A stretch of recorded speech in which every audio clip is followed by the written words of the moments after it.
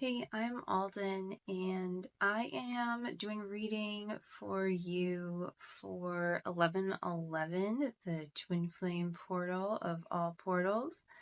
And it is a significant day in numerology, and if you're into angel numbers, and we also are, in the middle of Pluto about to move into Aquarius from Capricorn, which is a big deal. It's been in Capricorn for 16 years, and there's a lot of lessons that have been learned, a lot of final kind of tests for some people, maybe especially over the last month or so.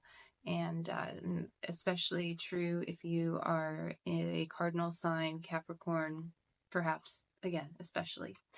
And then with Aquarius, that is going to really shift the energy, and we have gotten a taste of that. And so that will be a permanent move, basically, for beyond our lifetimes, and just out of Capricorn. And so then that is going to really, bring this this universal energy. So I think the 1111 portal is really opening up to just like the perfect segue into that. So I think that's really cool because, portal energy lasts a while before and after. So it's definitely like going to gain momentum. And so it's nice to know that and be aware of that for any kind of significant event that you find, to be really powerful. Especially pay attention to a few days before and after, at least, and even longer for things like eclipses. And so the 1111 portal is kind of like a special twin flame eclipse, perhaps, but not with that ecliptic energy so much, but with a really, really like potent, loving energy that is there. And so it's great to harness that and to really like invite that powerful love into your life if it's something that you do believe in. And no, like you're not going to probably step through a time machine or some kind of actual, what you might consider an actual portal.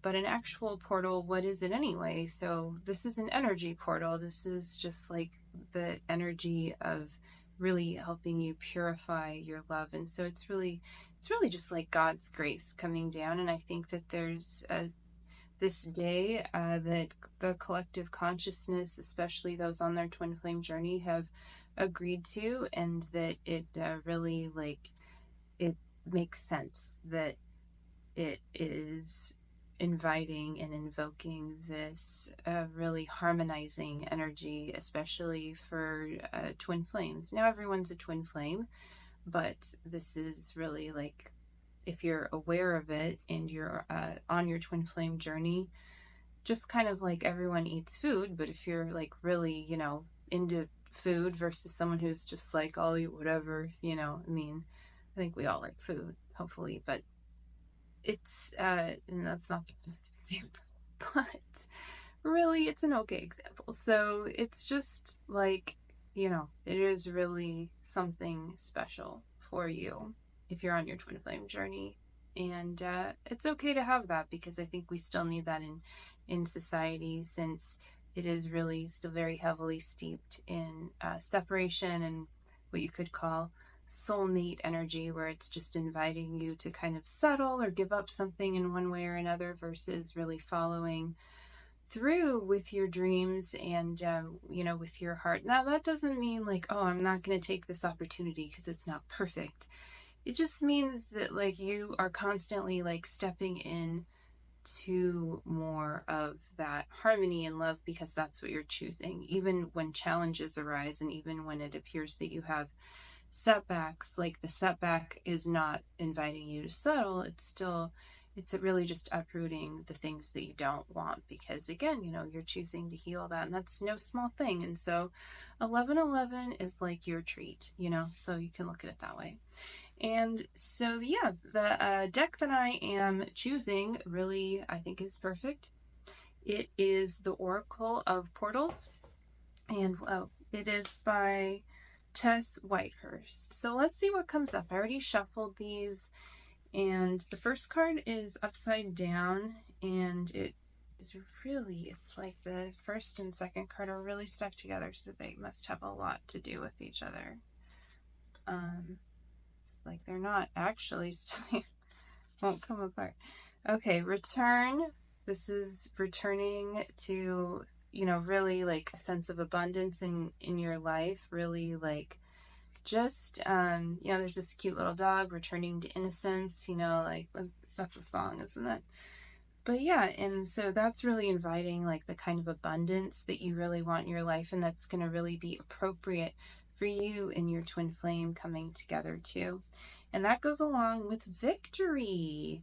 So victory has a really innocent energy to it, and so it's a good thing to remember and be reminded of for 11/11, to really be open to that innocence of love, and that romance and everything is a perfectly fine, wonderful thing to desire and to call in even more deeply into your life.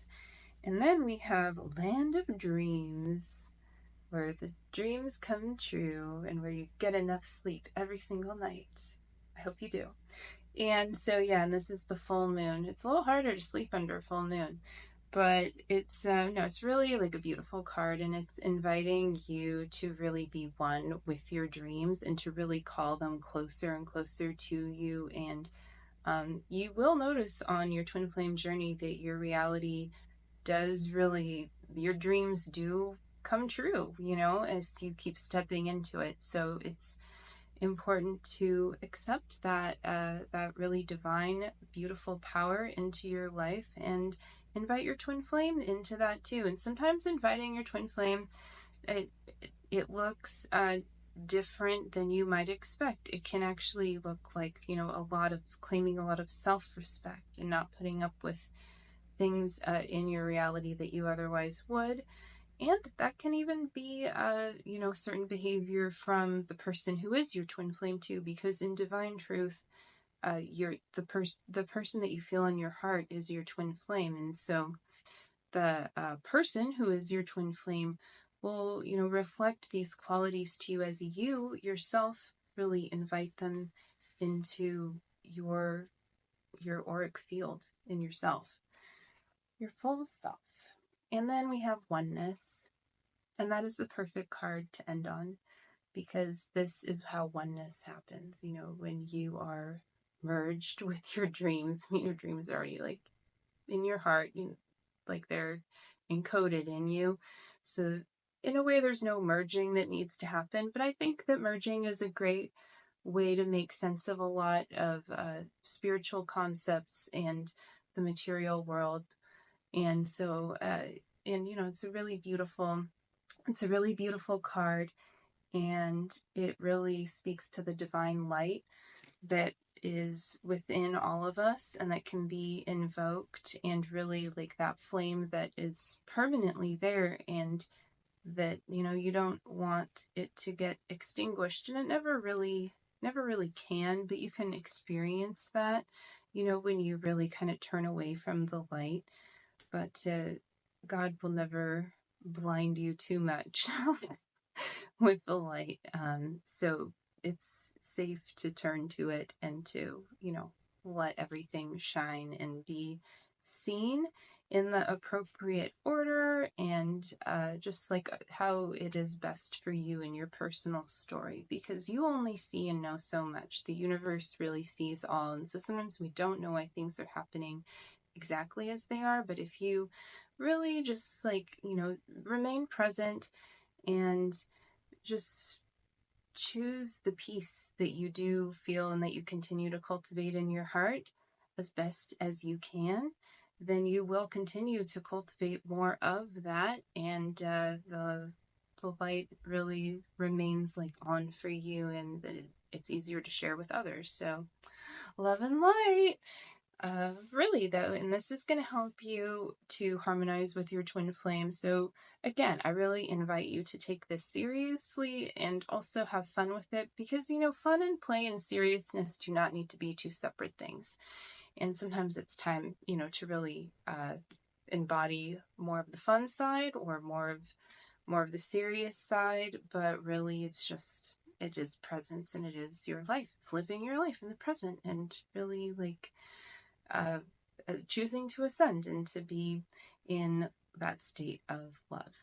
So that's gonna do it. Happy 11/11 Twin Flames, and I will catch you later. Bye.